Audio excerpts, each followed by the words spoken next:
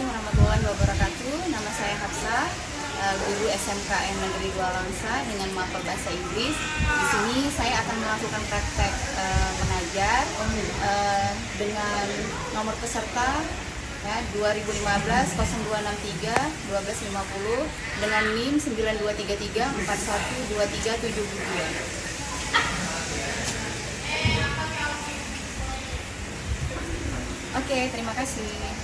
Assalamualaikum. Waalaikumsalam warahmatullahi wabarakatuh. Oke. Stand up, please. Greeting to our teacher. Assalamualaikum warahmatullahi wabarakatuh. Waalaikumsalam warahmatullahi wabarakatuh. Sit down, please.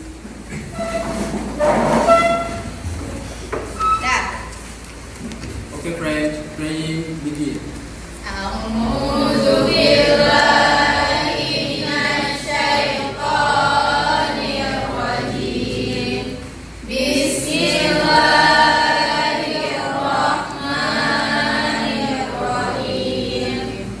Rabbi shrah li sadri wa yassir li amri wahlul 'uqdatam min lisani yafqahu qawli. Rabbi zidni ilman warzuqni fahman. Good day, everyone. Good day, ma'am. How are you today? I'm fine, and you? I'm fine too, thank you. Okay, keep silent. Attention, please. Check your attendance first. You should say yes, ma'am, or present, ma'am. Hafiz, Amar, absent ya. Azura Maulida, Bima, Yes, ma'am. Fadila Putri, Rangga Saputra,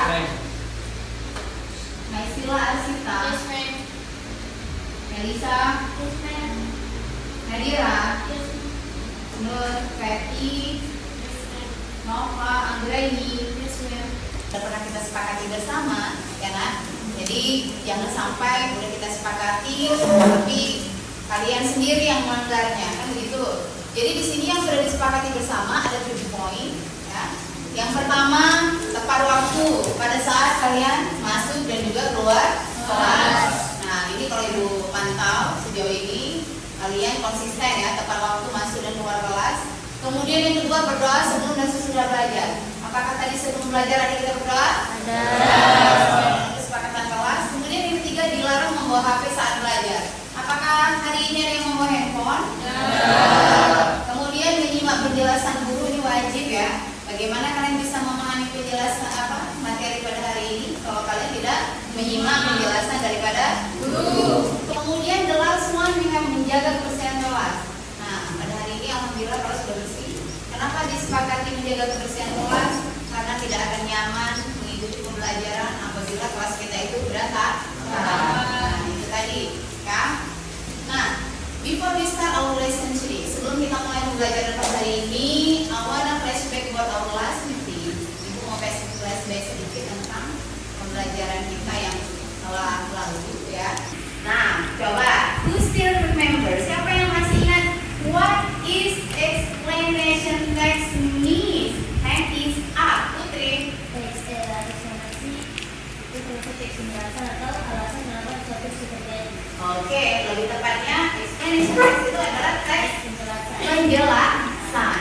What is the aim atau tujuan daripada explanation text? Julius.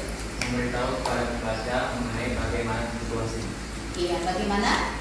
itu terjadi. Bagaimana sesuatu itu terjadi atau situasi itu terjadi. Ya, seperti itu ya. Nah, kemudian selanjutnya ya, what is the characteristic of explanation text? Apa sih ciri-ciri daripada teks eksplanasi? Hands up please. Jura. Menggunakan menggunakan simple present. Oke, menggunakan simple present yang pertama ya. Itu ciri-cirinya. Bagus Jura. Yang kedua, Memakai passive voice. iya, menggunakan kalimat passive voice. Oke, lanjut. Menggunakan noun phrase. Next. Memakai chronological connector. Oke, menggunakan chronological Connector. Good job. Next. Menggunakan adverbial phrase.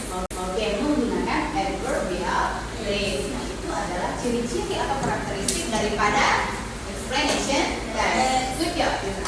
Give example about the text that explain about something. Yang mana sih contohnya, misalnya yang menunjukkan bahwa ini teks eksplanasi atau teks yang menunjukkan kalau dia menjelaskan tentang sesuatu yang sedang terjadi. Contohnya apa? Teks yang menceritakan tentang apa? Contohnya ya, gempa bumi, ya kan? Nah, kalau explanation text itu dia menjelaskan di situ. Gempa bumi bagaimana sih terjadinya? Ya kan? Dia menjelaskan kenapa bisa terjadi gempa bumi itu. Maka dijelaskanlah di dalam teks tersebut secara detail dengan tidak melupakan misalnya ciri-cirinya, simple present, kalimat passive voice dan sebagainya kita tuangkan di situ. Ya, itulah yang disebut dengan explanation text. Well, for today untuk explanation text, I think clear enough ya, sudah ada second meeting alias 2 pertemuan juga menjelaskan tentang explanation text. Nah, for today untuk hari ini I have a new subject for you. Explanation text salah satunya adalah menggunakan kalimat passive ya. Jadi ya di sini sebelum kita mulai mempelajari tentang kalimat passive voice, Ibu ingin menyampaikan dan sekaligus membacakan apa sih tujuan pembelajaran daripada passive voice ini. Ya, jadi tujuan pembelajaran yang ingin dicapai adalah kalian bisa atau mampu mengidentifikasi passive voice dalam teks ilmiah sesuai dengan konteks penggunaannya. Kemudian yang kedua bisa menerapkan passive voice dalam teks ilmiah sesuai dengan konteks penggunaannya. Jadi dengan tidak melupakan bagaimana sih pola daripada passive voice, how the way if we want to form of the passive voice form. Bagaimana cara membentuk kalimat daripada passive voice tersebut. Ya. Oke, nah berikut Ibu akan memberikan tayangan video tentang passive voice. Ya, kalian boleh keluarkan buku catatan, kalian catat nanti sekiranya poin-poin pentingnya saja yang bisa kalian ambil dari tayangan video tentang passive voice ini. Nah, dengarkan semua ya. Silakan ditonton.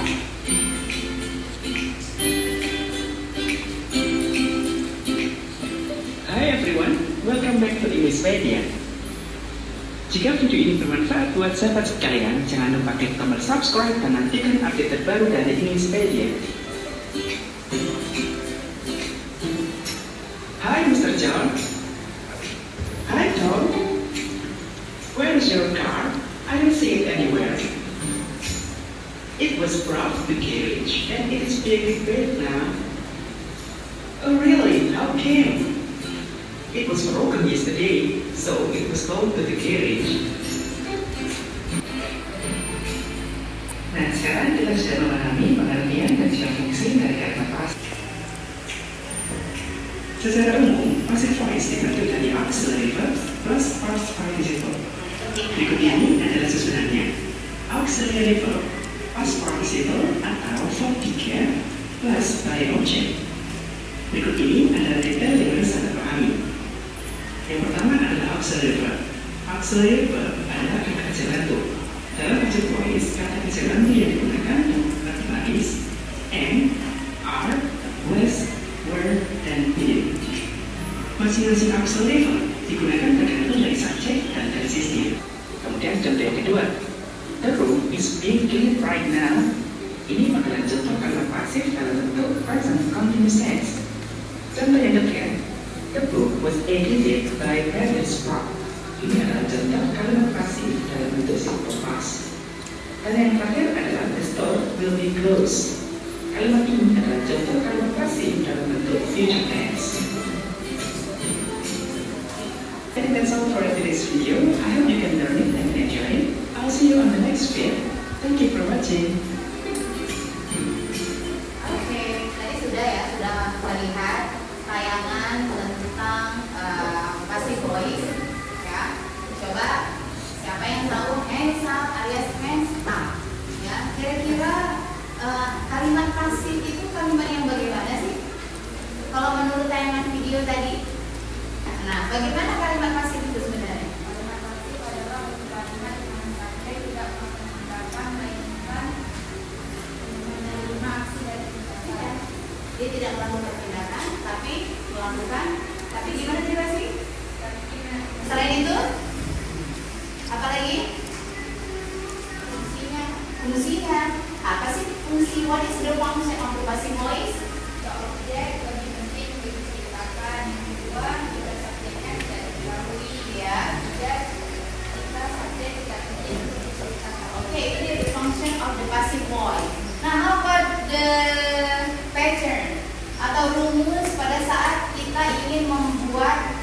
kalimat tentang passive voice.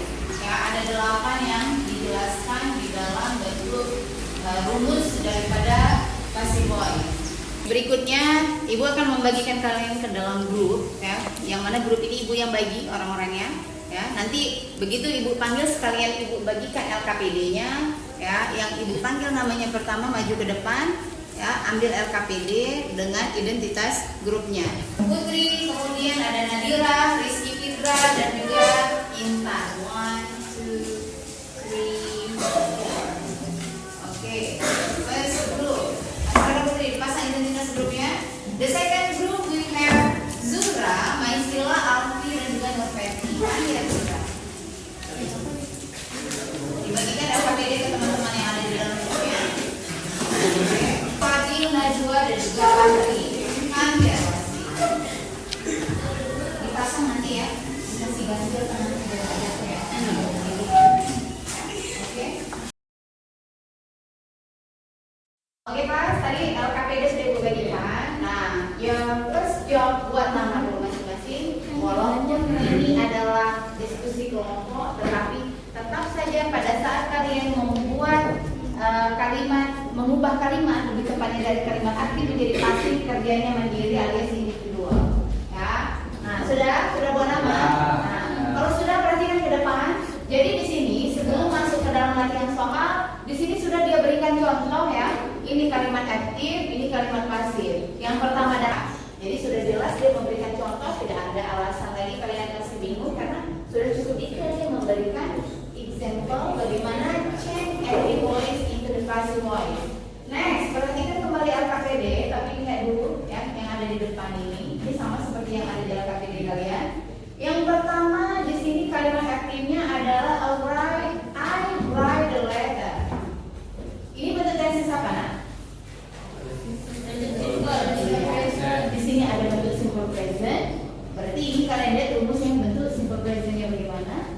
Ya, kemudian I'm writing ini bentuk daripada present continuous bagus. Yang ketiga ini bentuk apa? Simple past. Yang keempat past continuous bagus. Selanjutnya kalau yang ini bentuk apa nak?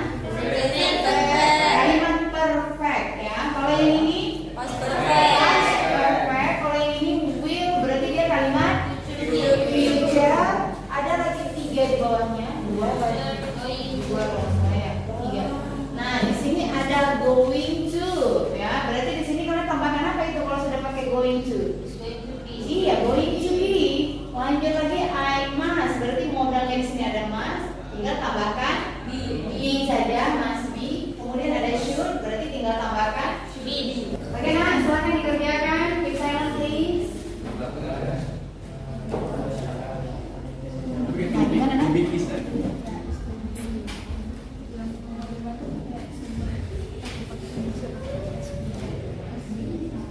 Kenapa yang nomor 5 pakai has been? Namanya dia tensesnya sama mulai present perfect. Oke, good job.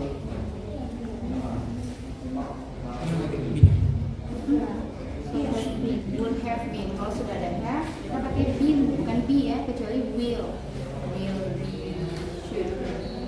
Tapi kalau have dan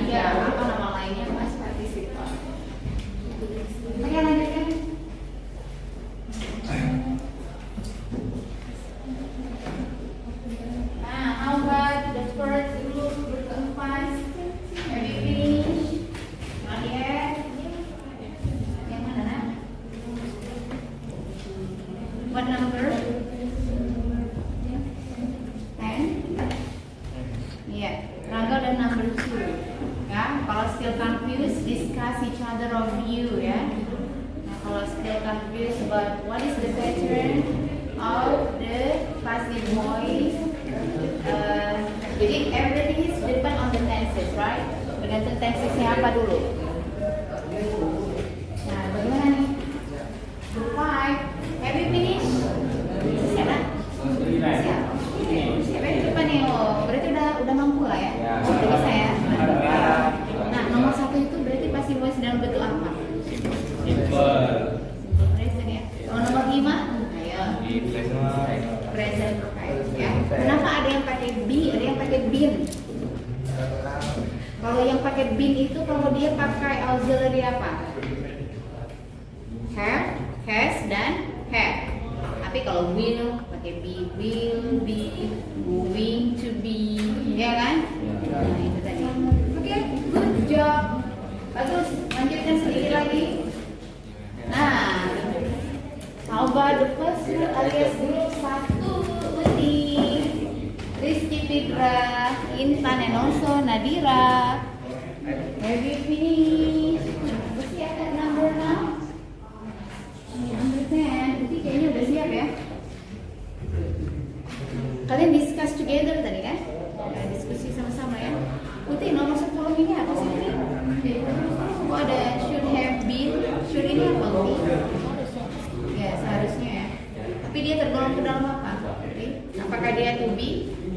Bukan ya. Should di situ sebagai modal ya Uti. Modal auxiliary ya, sama kayak must ya. Jadi hanya menambahkan apa nih? Been ataupun be, tergantung ya. Kalau have, has, had itu pakai been, ya kan? Oke, Intan number 7, Uti finish, Nadira, tapi nih ya, Nadira number 8. Ada kesulitan Nadira? No. Nah, selanjutnya Rizky Fitra number 9. Nah, ini berarti kalau sudah lama must be written by. Oke, sudah? Oke, I'll give you 2 minutes left, 2 menit lagi. And after that, harus dikumpulkan semuanya ya.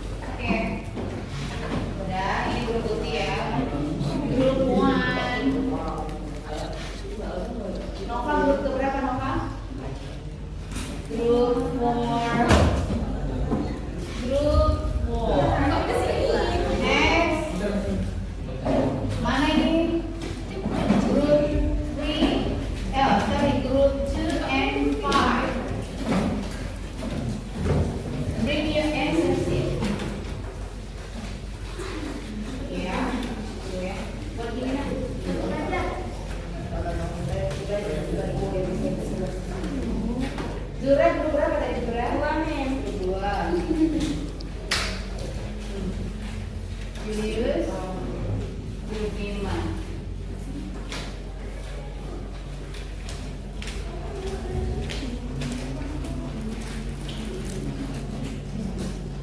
Oke.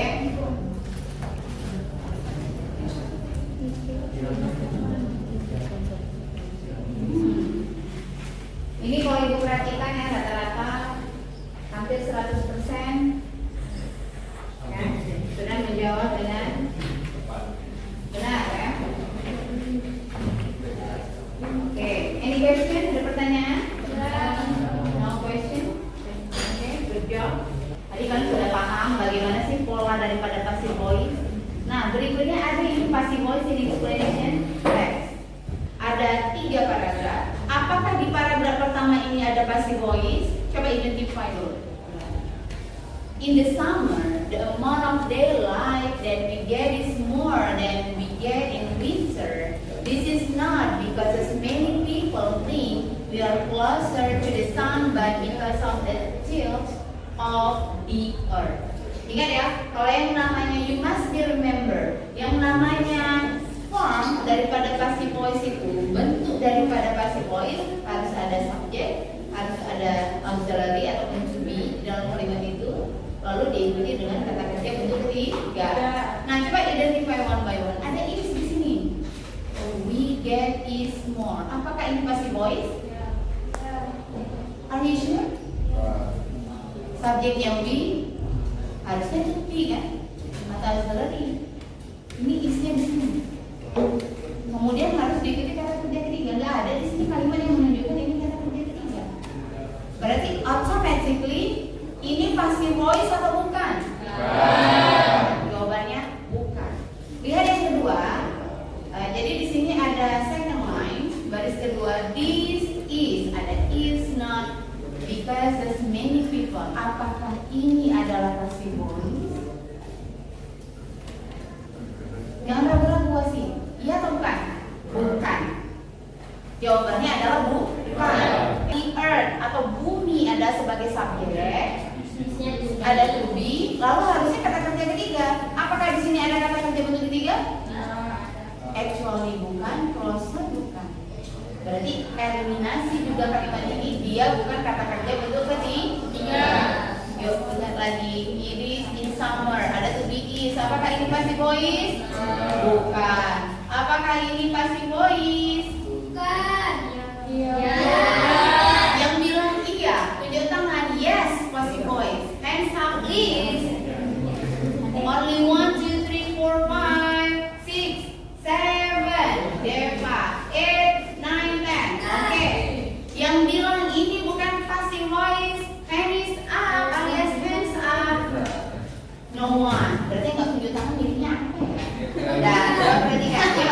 Let's check it out. Kita cek dulu.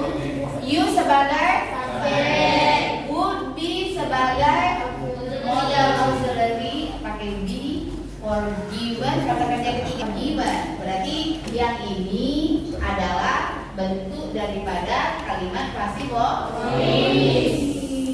Mana lagi yang lain di passive voice nih?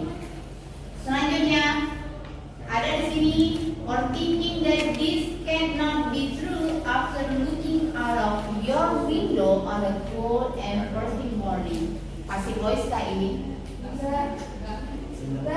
Iya atau tidak? Yes or not? No. Ini bukan passive voice. Nah, lanjut yang ini. It seems strange that as the earth gets closer to the sun during its orbit, then the amount of daylight that we get decreases, but that is the case. Apakah ada passive voice di sini? Tidak ada. Yuk lihat yang ini. Apakah cuma satu passive voice? It is the tilt of the earth that determines the amount of daylight that we get, and so the length of time that for us the sun is above the horizon. Apakah ada passive voice di sini? Yang mana? Ada yang sun tadi bilangnya sun. Apakah benar ini the sun is above? The sun sebagai subjek, ada to be is, above the horizon. Ini apa kata kerja ketiga? Above di atas. Preposition ya, artinya di atas. Apakah ini passive voice? Yes or not? No. Berarti how many passive voice in this text? Only one. Cuma satu passive voice di sini, yaitu you would be forgiven. Only one. Nah, itu aja lah ya. Ibu rasa cukup ya untuk hari ini. Nah, well ya, tadi secara sekilas ya, Ibu sudah lihat walaupun belum Ibu nilai semua. Jadi the conclusion atau the point is, intinya berarti tujuan pembelajaran hari ini tercapai. Kenapa? Karena di sini Ibu lihat kan sudah mampu membuat passive voice. So a present. Yuk kasih tepuk tangan dulu.